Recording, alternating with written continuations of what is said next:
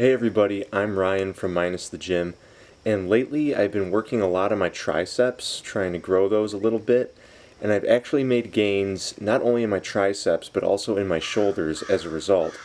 So I thought, why not make a video showing you the 8 different exercises I've used to isolate my triceps.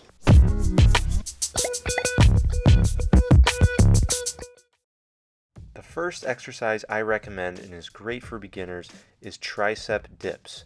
You have your hands on a platform behind you. That platform should be pretty low to the ground, fingers facing forward, and you're pressing up using your triceps and shoulders.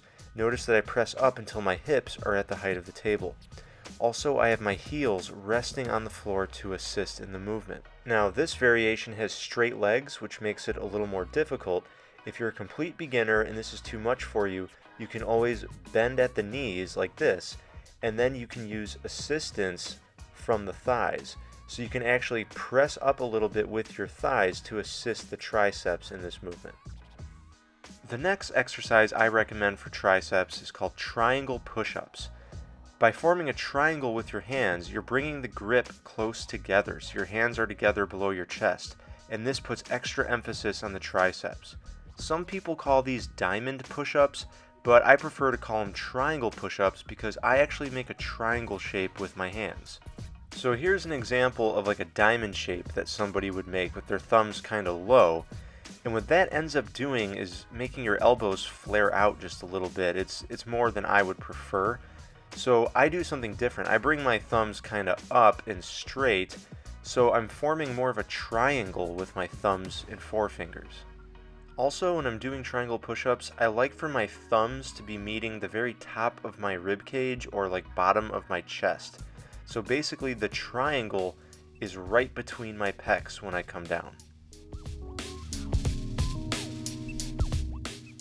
The third exercise I recommend is good old-fashioned dips on parallel bars. If you don't have one already, I highly recommend picking up a dip station. They're not too expensive, and dips are one of the best exercises in calisthenics. Notice that I'm not leaning forward a whole lot. Some people lean really far forward in their dips, and that emphasizes chest more, but I prefer to keep more upright and lock out at the top to really emphasize triceps. Another thing you can do is put on a backpack with stuff in it. This can be any kind of stuff from around your house, and that adds weight to your dips. It'll make the dips a lot more challenging, and it's great for building strength and mass, in not only the triceps, but also the shoulders. The fourth exercise I recommend is Divebombers, and I honestly think these are one of the most underrated triceps exercises in calisthenics. If you look, you press up there into a pseudo planche push-up, and then you press up again there into a pike push-up, so it's like two awesome exercises blended into one. The only downside to this exercise is it takes some effort and time to get the form down, but once you get it, it's worth it. The fifth exercise I recommend is Triceps Extensions. Basically, find a platform that's about hip height, like this railing on my porch, hold on to it, bend at the elbows to lower your head under it, and then press up.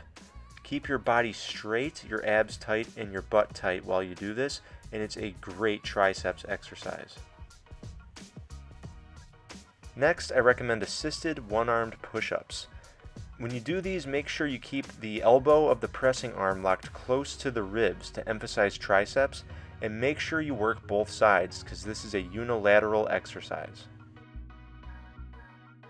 This next exercise is called low plank, high plank.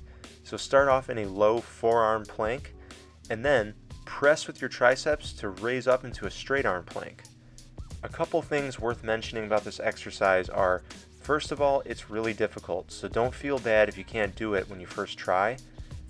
Basically, if you can't do it, just work on the negative portion right there, lowering down. Also, I want to mention the hand placement. My hands are well in front of my head, and that's what makes it possible to raise up.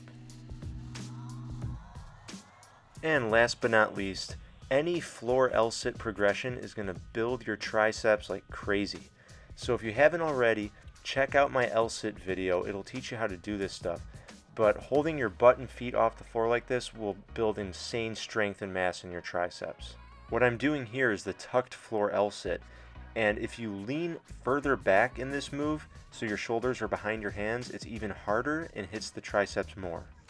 All right, so those are 8 different exercises you can use to work on your triceps. Just incorporate at least one of those exercises on your push day. Push day being like whatever day you work on push-ups, dips, or any other pushing exercise in calisthenics.